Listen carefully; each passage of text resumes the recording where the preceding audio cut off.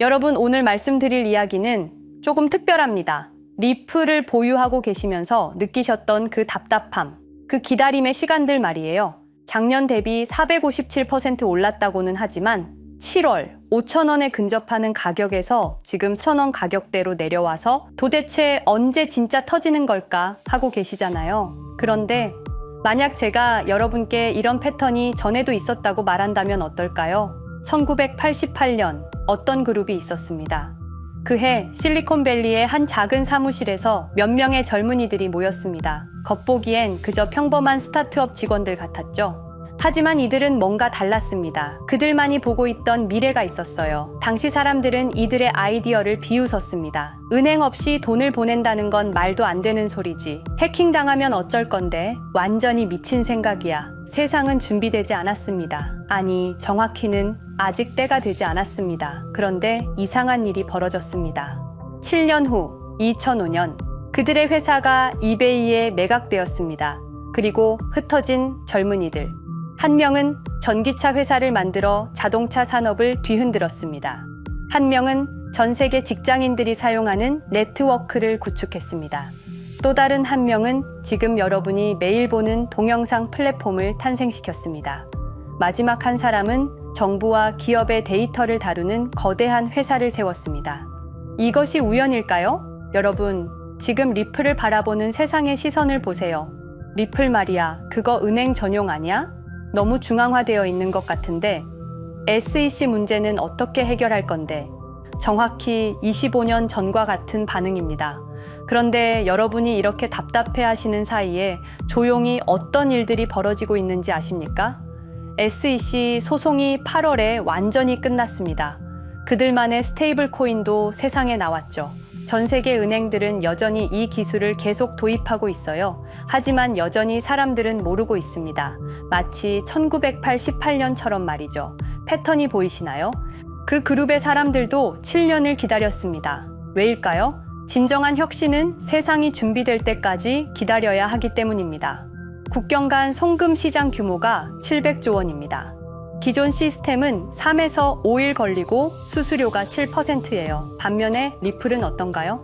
시간은 3에서 5초밖에 걸리지 않고 수수료는 거의 무료라고 봐도 될 정도입니다. 기술적으로는 이미 완벽합니다. 문제는 세상이 아직 이해하지 못하고 있다는 것뿐이에요. 그들이 알고 있던 비밀. 25년 전 그 그룹이 성공할 수 있었던 이유는 단순합니다. 그들은 미래를 먼저 봤기 때문입니다.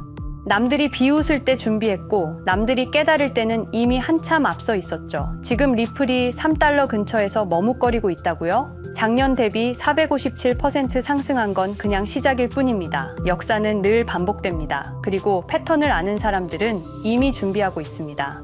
여러분이 지금 느끼고 계신 그 답답함, 그 기다림, 그것이 바로 기회가 오고 있다는 신호일지도 모릅니다. 25년 전 그 그룹처럼 리플의 시간이 곧 올 것입니다.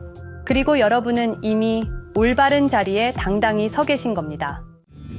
2020년 12월 22일 단 하루 만에 리플은 암살당했습니다.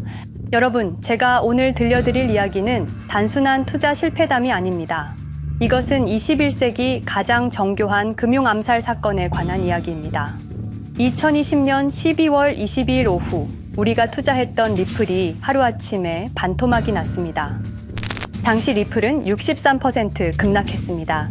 마치 은퇴 자금이 하루아침에 반토막 나는 것과 같은 생존 본능을 자극하는 충격이었습니다. 그때 리플에 투자하셨던 분들이라면 누구나 기억하실 겁니다. 누군가는 그날 하루 만에 수천만 원을 잃었고 어떤 이는 수억이 사라지는 걸 그저 눈 뜨고 지켜볼 수밖에 없었습니다. 그리고 그날부터 진짜 전쟁이 시작됐습니다. 그때는 우리가 잘못 판단한 줄 알았습니다. 하지만 5년간 추적한 결과 알아낸 진실은 이것은 우연이 아니었습니다. 누군가 치밀하게 계획한 암살이었습니다. 먼저 왜 누군가가 리플을 없애려 했는지 이해해야 합니다. 스위프트라는 시스템을 아시나요? 현재 200여 개국 11,000개의 금융기관이 사용하는 글로벌 송금 네트워크입니다. 벨기에에 본부를 두고 있지만 실질적으로는 미국이 완전히 통제하고 있습니다. 스위프트가 왜 무서운 권력이라고 말을 하냐면요. 2012년 이란 핵제재 때 이란 은행들을 스위프트에서 완전 퇴출시켰습니다.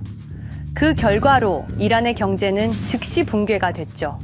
그리고 2022년 러시아의 우크라이나 침공 후 러시아 주요 은행들도 스위프트에서 퇴출됐는데 그 직후 바로 러시아의 루블화는 30% 이상 폭락했습니다. 즉, 스위프트에서 쫓겨나면 그 나라는 국제거래에서 완전히 고립됩니다. 그런데 리플은 이 모든 것을 우회할 수 있었습니다. 며칠 걸리던 송금이 리플에선 5초면 끝났습니다. 기존엔 몇만 원씩 들던 수수료가 1원도 안 들었습니다. 거기다가 중개은행까지 불필요했습니다. 그리하여 2017년 리플의 위력이 증명되었습니다.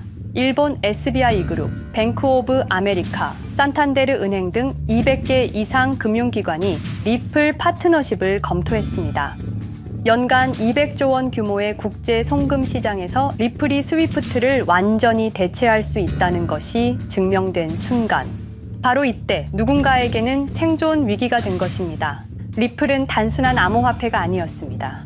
리플은 미국이 전 세계를 통제하는 금융무기인 스위프트에 대한 직접적인 도전이었습니다. 스위프트는 돈의 흐름을 틀어쥔 지배의 손길이었습니다. 핵보다 강한 권력, 바로 통화망입니다.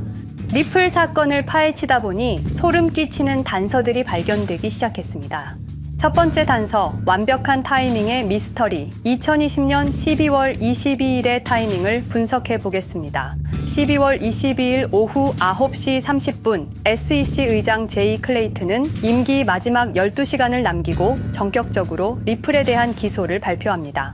그 다음 날인 12월 23일, 제이 클레이튼은 SEC 의장직에서 사임하죠. 충격적이게도 바로 다음 날, 제이 클레이튼은 월리버 에셋 매니지먼트라는 헤지펀드의 자문 역할로 합류하게 됩니다. 월리버 에셋 매니지먼트는 당시 리플과 라이벌 구도를 형성하고 있던 비트코인과 이더리움에 우리 돈 8천억이라는 거액을 투자한 회사였습니다. 그런데 클레이튼은 리플을 기소한 바로 다음 날 이 회사의 자문이 되었습니다. 두 번째 단서, 이더리움 특혜의 진실. 2018년 6월 14일, SEC 기업금융국장 윌리엄 힌먼의 충격적인 연설이 있었습니다. 현재 이더리움의 제공과 판매는 증권 거래가 아니라고 본다. 그런데 힌먼은 SEC에 오기 전 심슨 대처라는 로펌에서 근무했는데 이 로펌은 이더리움 엔터프라이즈 얼라이언스 멤버였습니다. 더욱이 SEC 재직 중에도 해당 로펌으로부터 상당한 수입을 유지하고 있었습니다. 반면 리플은 리플 CEO가 직접 만나서 명확한 지위를 요청했지만 시간이 더 필요하다며 3년을 더 기다리게 했습니다. 세 번째 단서, 결정적 발견. 가장 충격적인 단서를 발견했습니다. 2020년 12월 22일 리플 기소 발표 직전에 누군가 대량의 리플 매도 주문을 넣었다는 정황이 포착되었습니다. 마치 미리 알고 있었다는 듯이 말입니다. 이 흔적들을 추적하던 중 예상치 못한 곳으로 연결되었습니다. 실리콘밸리였습니다. 은행이나 정부가 아니라 테크 기업들이었습니다. 그것도 우리가 혁신과 자유의 상징으로 알고 있던 바로 그 실리콘밸리 말입니다. 이 세 명의 인물, 이 세 개의 사건, 전혀 관련이 없어 보이지만 공통점이 하나 있습니다. 모두가 실리콘밸리 금융 네트워크와 직접 연결되어 있었다는 겁니다. 모든 흔적이 한 곳을 가리키고 있었습니다. 리플을 제거한 배후로 의심되는 세력들, 많은 단서들이 결국 이곳을 가리키고 있었습니다.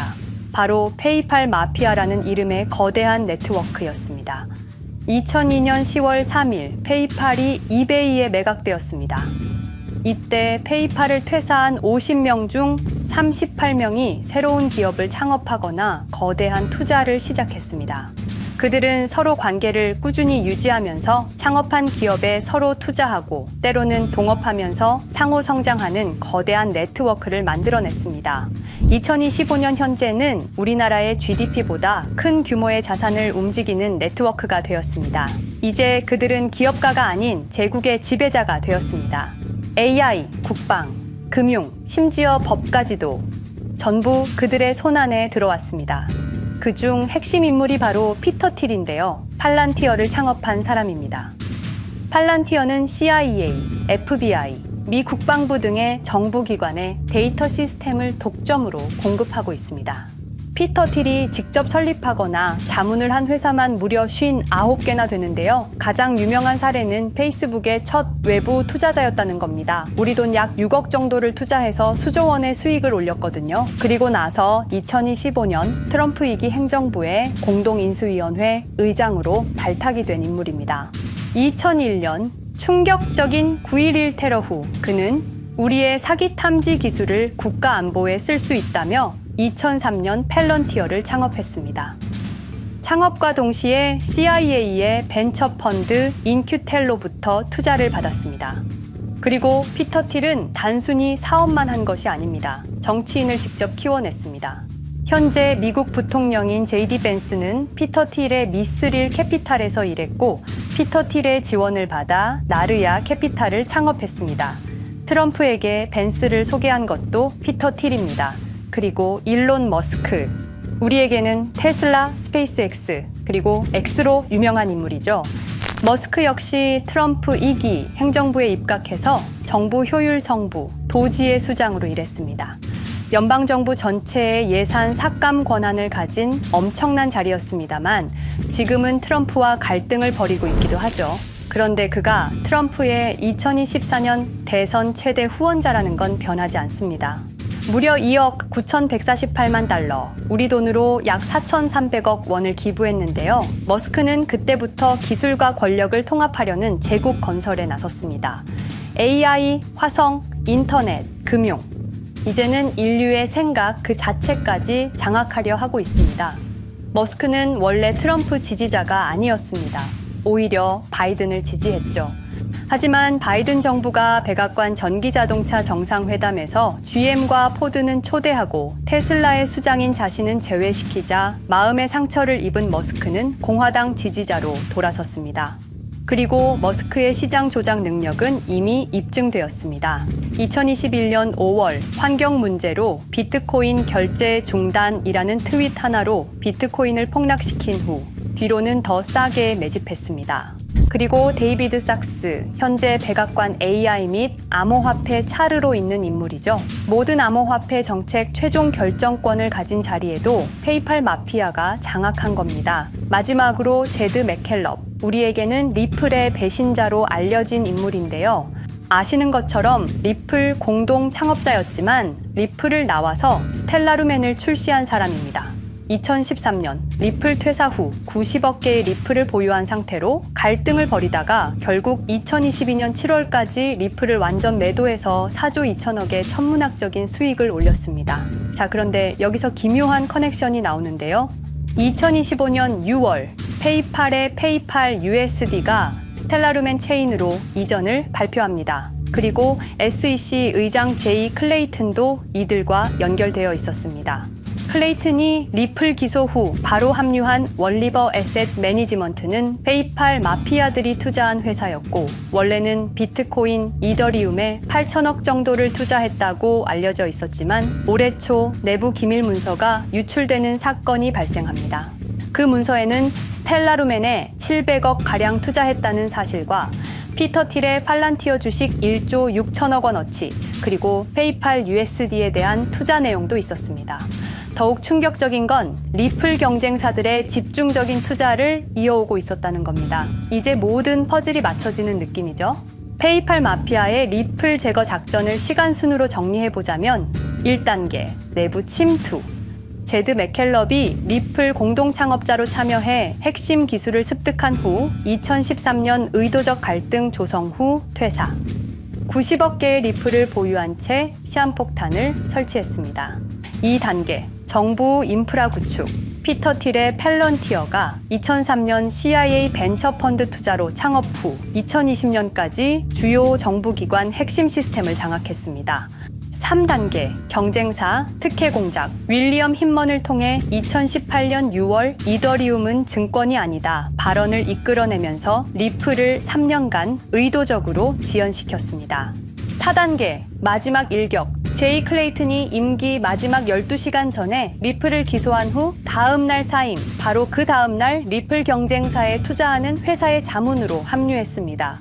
5단계 대체제 준비. 2023년 8월 페이팔 USD 스테이블 코인을 출시하고 2025년 6월 제드의 스텔라 블록체인으로 확장을 발표했습니다. 제드의 리플 매도 자금이 스텔라 개발에 투입되었습니다. 6단계 정치권 완전 장악. 데이비드 sak스가 모든 암호화폐 정책 최종 결정권을, 일론 머스크가 정부 예산 삭감 권한을, 피터 틸이 트럼프 인수위원회 공동의장직을 차지했습니다.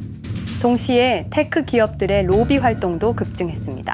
메타는 2024년 역대 최고 금액인 2,443만 달러를 로비로 지출.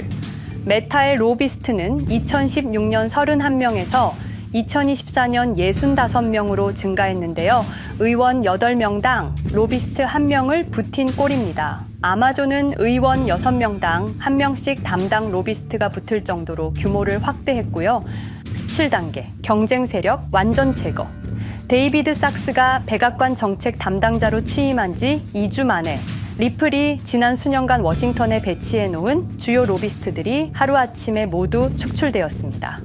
공식적인 이유는 이해관계 충돌이었지만 실제로는 경쟁 세력 제거 작전이었습니다. 이로써 리플을 대변할 수 있는 마지막 정치적 통로마저 완전히 차단되었습니다.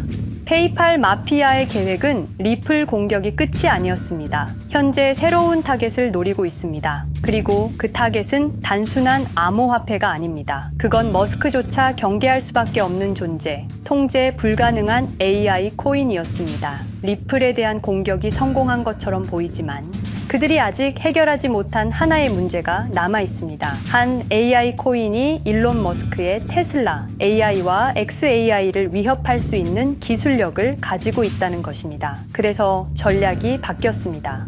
죽일 수 없으면 소유하자. 머스크가 이 코인을 경계하는 증거들이 몇 가지 있는데요.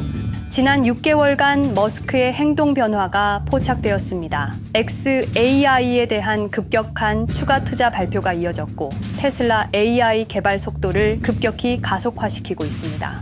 그리고 특정 AI 기술에 대한 부정적 언급이 증가하고 있는데요. 이 AI 코인은 현재 진짜 AGI 구현이 가능한 탈중앙화 AI 네트워크를 구축하고 있고 초당 수십억 단위의 연산을 처리할 수 있는 진짜 분산형 뉴럴 네트워크 기반입니다. 수백만 개의 노드가 연결된 분산 뉴럴 네트워크, 테슬라도 메타도 이 기술만큼은 아직 구현하지 못했습니다. 현재 기술로는 단 하나뿐입니다. 그러나 시가총액은 테슬라의 500분의 1 수준으로 그들이 매집을 멈추지 않는 이유입니다.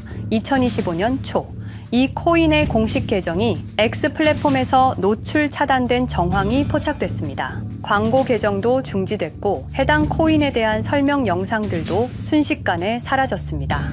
이유는 머스크의 경쟁이 될 수 있는 유일한 AI였기 때문입니다. AI는 이제 권력을 쥐는 자가 인류의 사고를 설계할 수 있는 시대의 열쇠입니다. 머스크가 이 코인을 완전히 소유하게 되면 그의 AI 제국은 완성될지도 모르겠습니다. 하지만 문제가 있습니다. 그들은 이 AI 코인을 죽이지 않았습니다. 그 대신 가격을 철저히 짓눌렀습니다. 검색에서는 사라졌고 알고리즘은 배제했습니다. 누군가는 관심 없는 프로젝트라고 말합니다. 하지만 진실은 정반대입니다. 지금도 머스크와 페이팔 마피아의 자금이 그 코인으로 조용히 흘러 들어가고 있습니다. 가격이 낮은 건 무가치해서가 아니라 그들이 싸게 사고 있기 때문입니다. 그런데 이 AI 코인의 정체를 여기 유튜브에서 공개하려 했지만 치명적인 문제를 발견했습니다. 2005년 페이팔의 웹 디자이너와 개발자들이 동영상 공유 서비스를 만들었는데 그게 바로 지금 여러분이 보고 계시는 유튜브입니다. 체드 헐리, 스티브 첸, 자베드 카림, 유튜브 창립자들도 모두 페이팔 출신입니다. 게다가 일론 머스크는 현재 X를 소유하고 있습니다. 이러한 플랫폼들에서 그들의 AI 제국을 방해하는 정보를 공개하면 검열당할 위험이 있습니다. 그런데 제가 이 코인의 정체를 세상에 폭로한 게 이번이 처음이 아닙니다. 어떤 이유에선지 그 영상은 삭제되었고 이후 채널도 더는 운영할 수 없게 되었습니다. 커뮤니티 가이드라인을 위반한 적은 없었지만 불편한 진실이 다뤄질 때마다 이런 일이 반복됐습니다. 이건 단지 투자 종목 하나를 공유하는 문제가 아닙니다. 이건 우리가 감시와 통제에 맞서 싸울 수 있는 유일한 기회입니다. 영상의 댓글란에 저항이라고 두 글자를 남겨주시고 010-5528-2156 이 번호로 저항 두 글자만 문자로 보내주세요. 그럼 당신은 지금 머스크가 검열하고 페이팔 마피아가 조용히 매집 중인 그 AI 코인의 정체를 가장 먼저 알게 될 것입니다.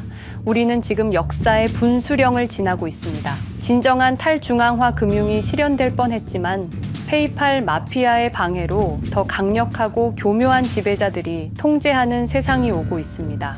페이팔 마피아가 완성하려는 새로운 세계는 팔란티어를 통해 모든 거래를 실시간으로 감시하고 페이팔의 페이팔 USD를 통해 정부 마음대로 계좌를 동결시킬 수도 있고 차세대 스위프트를 통해 우리의 거래를 통제하고 AI 기술 독점을 통해 인류의 사고방식마저 장악하려는 겁니다. 하지만 완전히 포기하기엔 너무 이릅니다. 왜냐하면 진실을 아는 사람들이 늘어나고 있고 브릭스가 여기에 대한 대안을 만들고 있으며 리플의 기술적 우수성은 여전히 변하지 않았고 아직 머스크가 완전히 통제하지 못한 진짜 AI 혁명의 씨앗인 이 코인이 남아있기 때문입니다. 규제 환경이 바뀌고 진실이 밝혀지면 리플은 언제든 재평가받을 수 있습니다. 리플 홀더들이 당한 것은 개인 투자 실패가 아니었습니다. 이것은 21세기 금융 권력 투쟁에서 일어난 결정적 전투였습니다. 리플은 비록 일시적으로 억압받고 있지만 진정한 탈중앙화 기술은 결코 사라지지 않습니다. 하지만 이 전쟁은 아직 끝나지 않았습니다. 우리가 아무것도 하지 않으면 그들은 모든 것을 가져갈 겁니다. 머스크와 페이팔 마피아는 이 시대 최고의 지배자들입니다. 하지만 그들도 막지 못하는 단 하나가 있습니다. 바로 진실을 알아버린 개인들입니다. 우리는 지금 그들에 맞설 수 있는 거의 유일한 순간에 서 있습니다. 한 통의 문자, 그것은 단순한 신호가 아닙니다. 지금 움직이는 자만이 미래를 차지할 수 있습니다. 지금까지 이 긴 이야기를 들어주셔서 감사합니다. 제가 말씀드린 모든 것들은 사실을 기반으로 하며 대부분 공개된 기록들입니다. 기억하십시오. 우리가 침묵하는 순간 그들의 승리는 완성됩니다. 리플은 억압받았지만 그 정신은 살아남았습니다. 그리고 언젠가 진짜 자유로운 AI가 세상에 다시 등장할 그날까지 우리는 싸움을 멈추지 않을 것입니다. 010-5528-2156 이 번호로 저항 두 글자만 문자 보내주세요. 이 정보는 지금 공개적으로 전할 수 없습니다. 저항이라는 신호를 보내주신 분들께 제가 직접 확인 후 순차적으로 보내드리겠습니다. 당신의 작은 선택이 우리 모두의 미래를 바꿀 수 있습니다. 지금이 바로 우리가 다시 시작할 순간입니다. 저항에 동참해주세요.